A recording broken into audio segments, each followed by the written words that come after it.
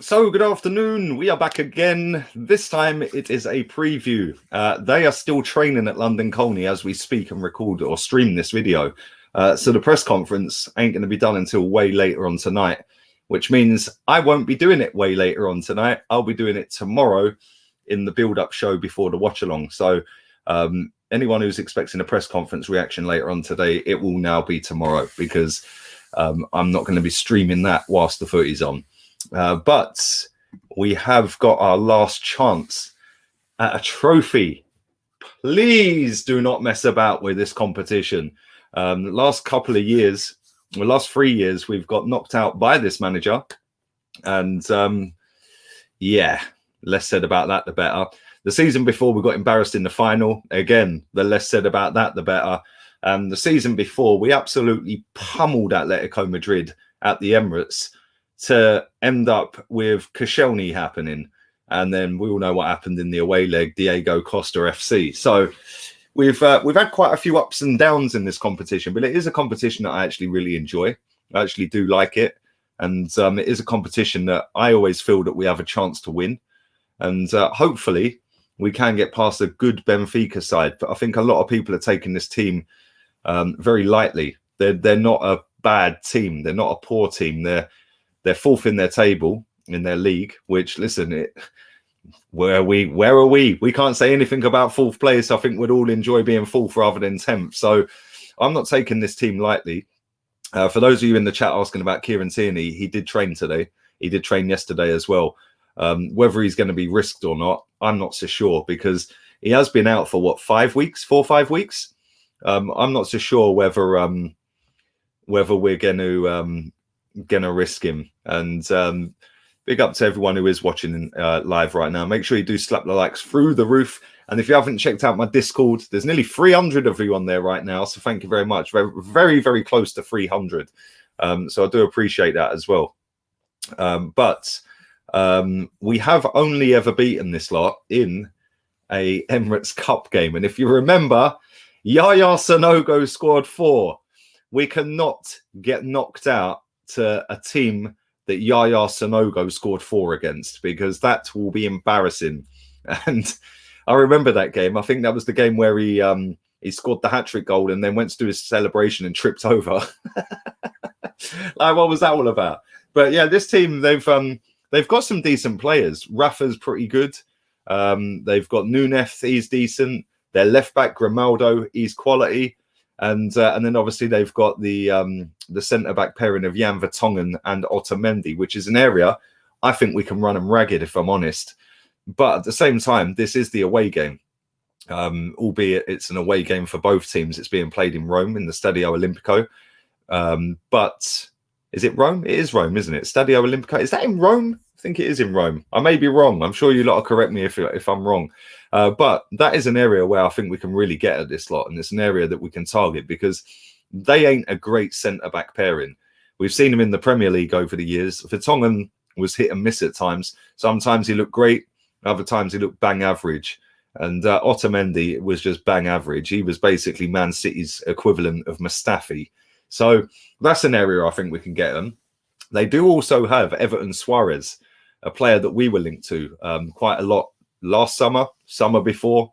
And it is a player that is very technically good. He can run at you. He can dribble. He can score. He can create.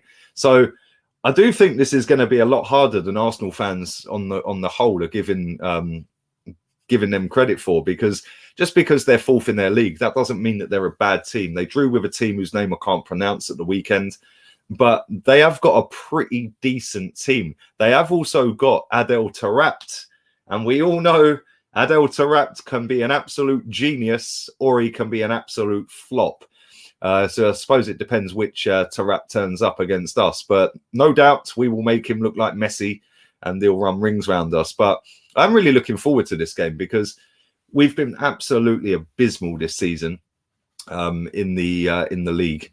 And in the cup, he obviously dumped us out of our own cup competition to then go and lose a load of games in the league after that. So it's not been a good season for us as Arsenal fans. In fact, it's actually been poor, worse than last season, which was only saved and salvaged by the FA Cup win, because that was our worst finish in 25 years. So Where we're going to finish this season, I don't know. The one thing I do know is that we have now got to seriously take this competition like well high up. It is the only competition that we have left to actually go and try and win anything. We ain't got a chance in anything else. So we have to take this seriously, and we have to go there with that mindset that even though it is an away game first, if we can get a couple of away goals, if we can put this tie to bed in the first leg, then wow, that'd be mad. I'd be over the moon with it. But at the same time, I've been confident about so many games this season, and every time I'm confident, we end up getting battered. So yeah, it's a bit of a madness. But like I said, I'm looking forward to it. And I do think that Arteta's got a few selection headaches. Obviously, Pablo Mari's been on the bench for the last few games, hasn't featured since apparently that little calf strain. If he plays, we owe Flamengo £1 million. I don't see him playing. We're going to be penny pinching again. We're not going to pay him the £1 million in add-ons. So I do think that we're going to see probably Luiz and Gabriel. Although saying that, we did see Rob Holding benched at the weekend. Does that mean that he was saving him for this game? I don't know. It's interesting to see what he does in midfield. Obviously, there's going to be no Thomas Partey for this game, which is a massive, massive miss for us. And Danny Ceballos, I've seen people saying that he was really good at the weekend. I must have watched a different game because I actually thought he was our worst player. And I wouldn't say he was crap. I just don't think he was that great. And I don't know what other people were watching. Maybe I wasn't watching it properly. I don't know. Granit Xhaka, whenever you don't notice him, you know he's had a good game. So there's no doubt in my mind he starts this game. Right back, obviously, we know his adopted son starts every week. So that ain't going to change. But then what do we do at left back? Do we go with Tierney and throw him in? Or do we go with Cedric? Cedric's played a lot of games recently. He looked really, really good at the weekend. I was really impressed with him at the weekend. But I do think it's a little bit of a step too far for Kieran Tierney to come into this game and start it, especially when he's going to be up against probably Rafa, I suppose. They do play a 4-4-2 though, so it's hard to tell who he's going to be up against, because I'd imagine that Rafa's going to be the one floating around, and then Núñez be kind of the main striker against us. And Rafa is rapid. He is really, really quick. He's very technically good as well. So if he does play and it is up against him, then good luck to Tierney, because that guy is a pretty good footballer. But I have all confidence in Tierney if he does play. I just don't want to be in a position where we rush him straight back into the team and then he gets injured again, because a little precautionary injury, a precautionary take him out the team ended up being 5 weeks. Do we now throw him straight back in and risk another injury again, and then he's out for the rest of the campaign? I don't really want that to happen. I'd much rather him being edged back in. So maybe bring him in 25 minutes to go of that game, perhaps. If we're winning, maybe throw him on and go with him at centre back and make it a 5 at the back. Potentially we could do something like that and just ease him in with maybe 20 minutes to go. I see a lot of you saying that it would be Pizzi on the right and Rafa on the left. The last couple of games they've played, Rafa has actually played as the right striker. I was having a look before I did the stream. They've played a 4-4-2 in the last couple of games, and he has played as a striker. So it's very hard to decide and determine what they're going to do. But the thing is, with this game, we don't have to go for it, and that is probably to our favour, really, because we're not a team that likes to be on the front foot, albeit we have done that in the last couple of games. But I will say this, that when we sit back and defend, we do get compact, we do get tight, we do sit with our defence and our midfield right on top of it, and we do make it hard for teams to pass through us. The only problem I have with that is that when we attack, we've not been clinical enough, and we haven't been doing that enough this season. Last season, when we were doing it, even in the FA Cup, you see it in certain games. We didn't take the games to people. We were sitting back and we were counter-attacking, and then obviously Aubameyang was doing the business up front. This season, I feel we've got a little bit more about us in terms of Saka being banging form at the minute, Smith Rowe banging form, Martin Odegaard, he can play as well. And at the weekend, I was really impressed with how he played. So we've got a lot more options now going forward of players that are in form than we did last season, where it was just basically Aubameyang carrying the team on his back.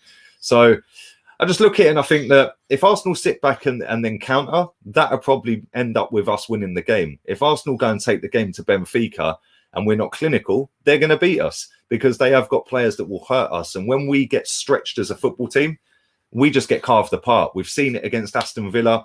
We've seen it against other teams this season. When we take a game to teams, 9 times out of 10, it don't come off. Even against Leeds at the weekend, I thought we were absolutely superb in that game. That was one of the best games we've seen all season from us. That as well as the West Brom game. And they were 2 teams that we could take the game to. West Brom were just never going to beat us. It's as simple as that. Leeds, I think we shook them up. I don't think they expected us to do what we did. I think with Benfica, the one thing you'll say about a Portuguese team is that they're always going to be technically very sound on the ball. They're always going to be very comfortable with the ball at their feet. So that's where we now need to make the ball go up in the air a few times, whip some crosses in, get our midfield runners in the box as well, whether that be Odegaard, whether that be Smith Rowe, whether that be even Danny Ceballos, who could play number 10, I suppose. Not that I'd want him to. But he's also got a problem in terms of selection to what we do up front, because we've seen Aubameyang just bag a hat-trick, his first hat-trick in the league. Can he drop him from being a striker and put him back out on the wing? I wouldn't. I'm going with him up front. I want to see him up front again. And I think that, you know, his movement in and around the box would be a massive plus for us against this lot. Because Lacazette, as good as he is holding the ball up and stuff like that, for me, in and around the box, is not clinical enough, and his movement's nowhere near the elite level that Aubameyang's is. So I would rather see us go with something like Saka, Pepe, and Aubameyang. I'd be happy with that. Or even we could go with Smith Rowe, Aubameyang and Saka again, like we did at the weekend, with Odegaard floating around. But do we play Odegaard 2 games in a row, knowing that his injury record in the last 5 months has not been great? I'm not so sure. He's got a massive selection headache, because a lot of them players at the weekend played really, really well and put in great performances. Defensively, at times, we were sus. And yeah, we just got to try and nullify that and cut these little individual errors out, because Hector Bellerin scored a great goal at the weekend, but then he went back to being Hector Bellerin again, not tracking runners, not knowing runners are behind him. You know, this zonal marking, not for me. Stop doing the half zonal, half mark your man. And if you are going to do that, do not put Saka on their top biggest striker or defender or something like that, because that can never work. So this game's hard to call for a result.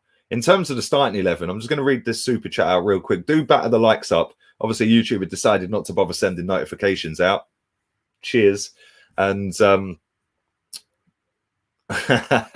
how's the Spanish sun? Dead. Hence why I look like a milk bottle right now, bruv, because there is no flights to Spain on Ryanair website. You literally can't go there. Hence why this game and Man United's game is being played in Italy, because Man United can't fly into Spain because nobody can. So, yeah, same with Portugal. So, yeah, that's why both of these games have been rescheduled to different locations, because they've both got travel bans at the moment. So nobody can go there, mate, from the UK. So yeah, a bit of a madness. But thank you for that, my guy. I appreciate that, man.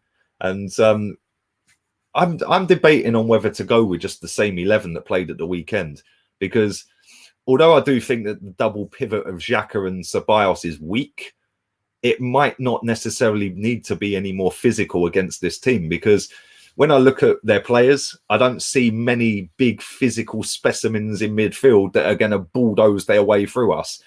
So maybe keep it the same. And then we could bring Laka off the bench. We could bring Tierney off the bench. If we're trying to hold on to a lead towards the end, go with a 3 at the back and stick Tierney at centre-back if we have to, and keep Cedric in there. You know, I think that one thing's for sure is Willian cannot be starting this game. Pepe could be another tool that can come off the bench. He's in top form at the moment. He's been playing really well. I was shocked to see him not get any game time at the weekend. Martinelli, another one. We could use him. He could potentially come on as a replacement for Aubameyang if we played Aubameyang up front. So me personally, I'm going to go with the same starting 11 that started the game the other day. Why would you change a winning team that's just bagged 4 goals? Yes, they conceded a couple. Yes, Tierney's back. Training. Yes, Pepe's in good form. Yes, Martinelli, we want to see him get game time. But it was a winning team, and it was a comfortable winning team in the end. Yes, they gave us some scary moments, but to go 4-0 up against Leeds United is not an easy task, as most teams have seen this season. You know, Man United, albeit they scored 6, that game could have been 10-6. You know, to United, it could have been the other way round. The chances were flowing in that game. Whereas in our game, we absolutely peppered them for 60-odd minutes. And then after that, we brought Willian on and just lost all of our cohesion going forward. So me personally, I would go with the same starting 11. I'm going to read out some of your comments along the way as well. Man said Willian to start. Bruv, I swear, Willian cannot be starting this game. I am not having Willian start this game, bruv. I can't be having that. That's not the one for me. I don't know what's happened to my StreamYard as well. Everything seems to be super small. My little window that I'm looking into just seems to be about half the size. I don't know what's happened. Let's see if I go full screen on it. No, that now takes it to the whole screen. Interesting. StreamYard's been moving mad buggy recently. I don't know what's happened to it. Big up my boy Niraj. Only thing keeping me going in lockdown is this channel and a Peroni. Sorry, no Stella. Bin Ceballos and Louise need Basuma. I'm going for a narrow win tomorrow. Thank you very much, man. I do appreciate your kind words as always, bruv. You always show me mad support on this channel, so thank you. I do appreciate that. And yeah, listen. At the end of the day, we have to make sure that we take this game seriously, because like I said at the very start of this show, it is our only opportunity to potentially win a trophy now. And we're not qualifying for Champions League via the league positions. I don't care what anyone tells me. Even if we go on a mad run, we are not getting in that top 4. We may get back into the Europa League, but I want to win this competition, and I like this competition. People laugh at me when I say that. But at the end of the day, we genuinely have a chance to win this competition every single season. It's how we manage it, how we go into games. It's our mentality and our mindset, and it's how the players play. All these individual mistakes have got to stop, you know, and that's down to the manager to iron them out. You know, David Luiz is capable of mad moments in games where he just totally capitulates, but he's also capable of springing a 60, 70-yard pass to Aubameyang clean through on goal. So, you know, same with some of the other players in this team. So we've just got to make sure that we go there with the mindset that, look, let's not go gung-ho. It's an away game. Let's not forget it is the away leg. And we do not need to go there and go all out for a 4-0 victory. Yes, it'd be great. Yes, the tie would be over. But at the same time, let's manage this game properly. We defend as a team. We attack as a team. I want to see every single one of these players put 100% effort in. Make sure they win their individual battles. Make sure you earn the right to play, because if you don't earn the right to play, you ain't playing. It's as simple as that. And this team, as good as they are, if we get on top of them, they ain't beating us. I'm adamant of that. But if it is a typical Arsenal performance of this season in the league, then we're in trouble, because they are a technically good team and they do have some very good players in their team. Obviously, Yang Vertonghen at centre-back is going to be well up for it, obviously, with the Tottenham connection. So, yeah, man, it'd be nice to see him crying with Aubameyang looking back at him saying, yo, just back-to-back hat-tricks, baby. What you saying now? So, yeah, that'd be nice. Big up to Sate. Big up Lee. He said, I play Pepe, Odegaard, Martinelli, Abba as a centre-forward and rest Saka and Smith-Rowe. Wow, bruv, you're resting them. What are you resting them for, boy? Come on, man. This is Europa League, baby. The elite premier competition in Europe, bruv. None of this Champions League and Mbappe hat-tricks and all that. I don't want to see all that, bruv. We come for the big boy league. And we come for the Europa League. But no, honestly, you're right. We have got so many selection headaches, man. It's mad. It is mad. But it's a good place to be at the moment. Big up to Marble Halls. Make sure you subscribe to his channel if you haven't already. Mikel can't change it. Play our strongest side in both legs. Willian versus City. Ooh, I don't want to see Willian at all, bruv, if I'm being honest. Arteta infecting you. I won't say what I was going to say. I bet you my ticket to Spain that Willian starts. No. I ain't betting nothing, bruv. I know what this manager's like. I'm always late for these streams. Bruv, do you know what? It's because I haven't been consistent on set times. That's why. Because obviously the football's on at night time. It just kills the viewing figures off when Chelsea are playing on a Monday. Barcelona and PSG are playing on a Tuesday, so I've been mixing and matching up the streams. So listen, it's probably a bit of my fault as well, the fact that you've not had set times, whereas it used to be 5 o'clock, 9 o'clock. It's not been that at the moment, and it is something that I'm looking to change anyway, because I don't want to stream at 9 o'clock anymore. So I want to try and do it a little bit earlier, but that's not an immediate thing. Whilst football's on and we're still in a lockdown and there's games on pretty much every night, I will be doing the latest stream I'll be doing will be 7 p.m. And tonight, that reminds me, at 7 p.m, Dan Potts is coming on. We're going to have a little chat for half an hour. So that should be decent. Always enjoy listening to what Dan's got to say. He's going to join me at 7 o'clock, and that'll be the last stream for the day. But I'm going to sit down when I get a chance and put a little game plan together, because I've got so many new shows coming up as well in the next couple of weeks that I need to fit everything in at certain time slots and make sure they are set time slots, because that's how you build consistency, rather than doing it at 4 o'clock instead of 5 and 7 o'clock instead of 9. And people go, oh, Lee streamed 2 hours ago, I didn't know. So, and that's how I've built this channel with your help as well, knowing that I stream at set times. So that is something that I want to start doing again and getting back to that routine. Obviously, football's getting in the way of that when there's games on every single night. So there's no point streaming at half time when there's a football match on. Like, it's just pointless because nobody's watching it. They're watching the football, which is fair enough, isn't it? So there we go. Big up the Milano, sempre Milano.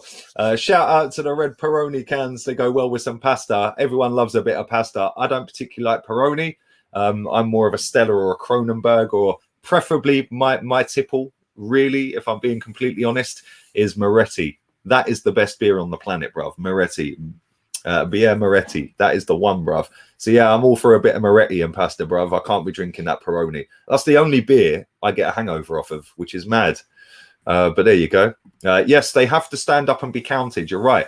And there's a few of you asking me about press conference reaction. Bruv, they're not even taken off to go to the game yet, to fly out to Rome yet. So normally the way it works, which is again how it's happening today, is normally on the Europa League away trip, they do the press conference when they land, and get to the ground. They'll get their surroundings. They might do a training session. I don't think they will today, because they're doing one as we speak at Colney right now, or they were when I started this stream. So they'll then jump on the plane. They'll fly off to Rome. Then he'll go to the ground. They'll get settled in, and then obviously he'll do his press conference. I'd imagine that is likely to be probably around 3 hours from now, 4 hours from now. It might even be when the Champions League games are going on. So I will not be doing a press conference reaction today. However, I do have a new show tomorrow with a guy called Tom. He's going to be the host of that show going forward, but I'll be on it with him for the first 3 or 4, 4 games at least, until the end of this month. And then it's completely his show. And it's a build-up show to the games.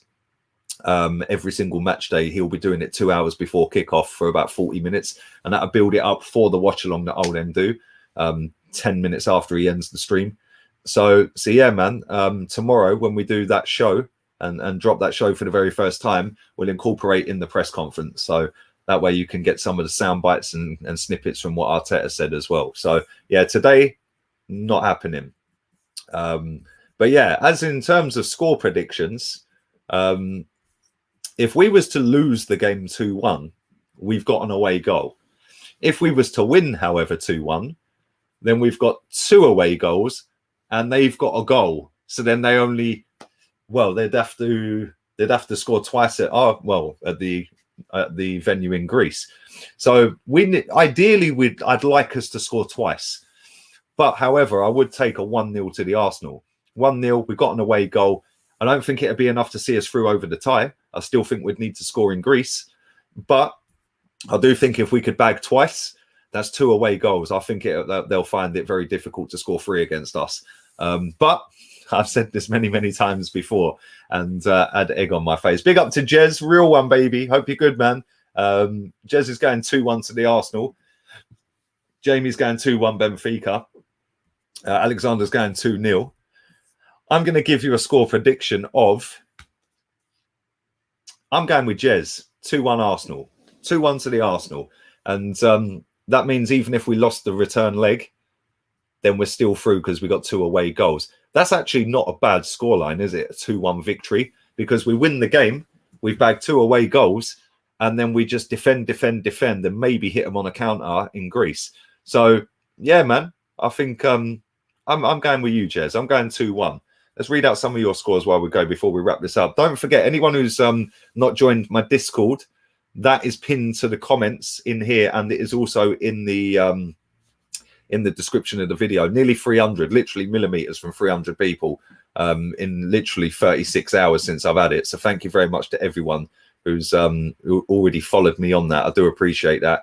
And that's popping off really good as well. I see the chat flying away. I jump in and out when I can. Obviously, I am quite busy. But yeah, I do jump in and out.